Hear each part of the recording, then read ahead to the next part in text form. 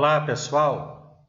Continuando as nossas aulas aqui, falando dos tributos da Constituição Federal, vamos passar brevemente sobre os artigos da Constituição que tratam da competência da União, Estado, Distrito Federal e municípios em matéria de impostos. De antemão, já peço a vocês que se inscrevam no nosso canal, deixem seu like, compartilhem o vídeo. Se puderem complementar nossas aulas com o nosso curso de Direito Tributário, publicado pela editora Mizuno, em formato e-book, fiquem às disposições. Lá vocês encontrarão muitas informações, muita doutrina, muita jurisprudência, de modo a complementar seus estudos. Vou minimizar minha tela para que vocês possam me acompanhar aqui pelos slides. Pessoal, nós já analisamos o artigo 145 da Constituição Federal e lá encontramos a dica do Constituinte sobre a competência. O que é competência em matéria tributária? Competência em matéria tributária é o poder que a Constituição dá à União, aos Estados, ao Distrito Federal e aos municípios, o poder de instituir e cobrar tributos. Tributos nós sabemos que é gênero.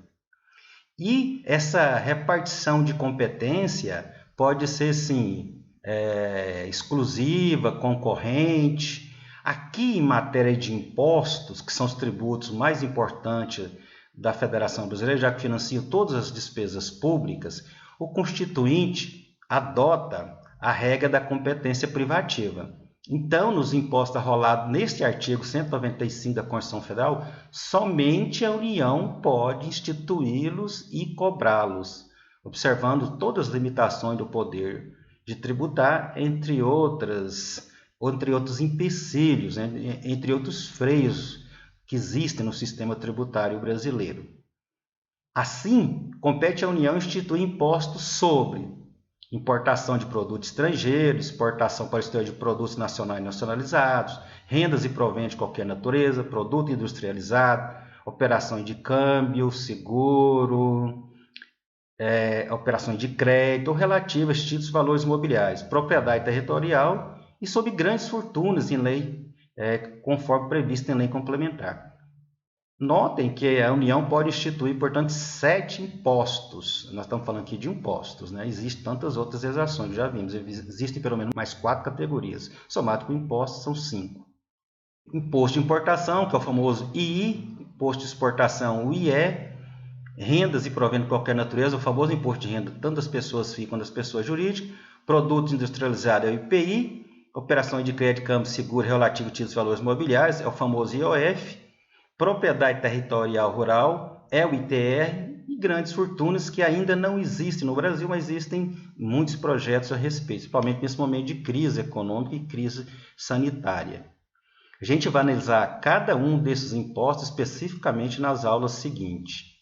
Uma questão interessante aqui em matéria de impostos, que a competência residual para a instituição cobrança de um imposto novo é da União, conforme o artigo 154, inciso 1. Não importa se os estados brasileiros estão em crise, os municípios estão em crise, e eles precisam mais de receitas públicas, mas eles não poderão fazê-lo mediante a instituição de impostos, porque a competência residual em matéria de impostos é da União. Está previsto aqui no artigo 154 que a União pode instituir, então, mediante lei complementar, ou seja, o veículo legislativo para se instituir imposto novo no Brasil pela União é a lei complementar. E, além de ser a exigência constitucional a existente lei complementar, os impostos têm que ser não previstos na Constituição Federal, portanto, tem que ser um imposto novo, né? E tem que ser não cumulativo e não tem o fato geral base de cálculo próprio discriminado na Constituição.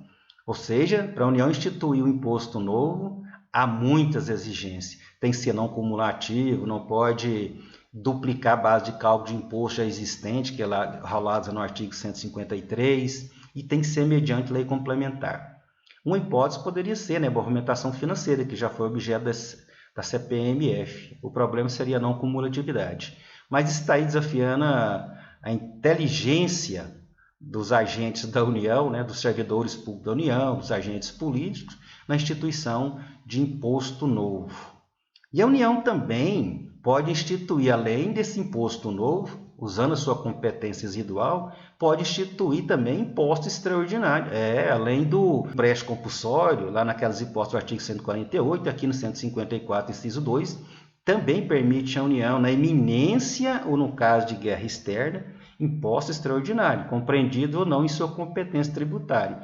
E o pior é que se admite também até chamada bitributação, ou seja, a União institui um imposto que tenha base de cálculo, contribuinte, fato gerador, etc., mesmo de imposto estadual e municipal, porque regra geral a bitributação, que é duas entidades tributando a mesma base econômica, ou bis in idem, que é a mesma entidade tributando duas ou mais vezes a mesma base econômica, regra geral, essas técnicas são proibidas pela Constituição Federal, salvo nos casos permitidos, como, por exemplo, imposto de renda e contribuição social sobre o lucro, porque as ações incidem sobre o lucro das pessoas jurídicas.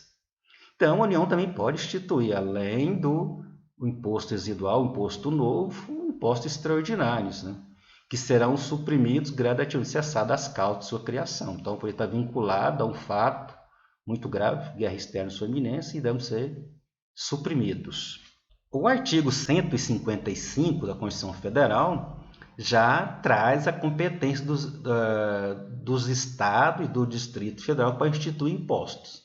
Aqui, essas entidades, né, esses entes tributantes, ganharam competência para instituir 3 impostos: transmissão, causa-mortes e doação de qualquer bens ou direitos, que é o famoso ITCD ou ITCMD em muitos estados e Distrito Federal, essa nomenclatura varia. O outro é operações relativas à circulação de mercadorias e sob prestações de serviço de transporte interestadual, intermunicipal e de comunicação.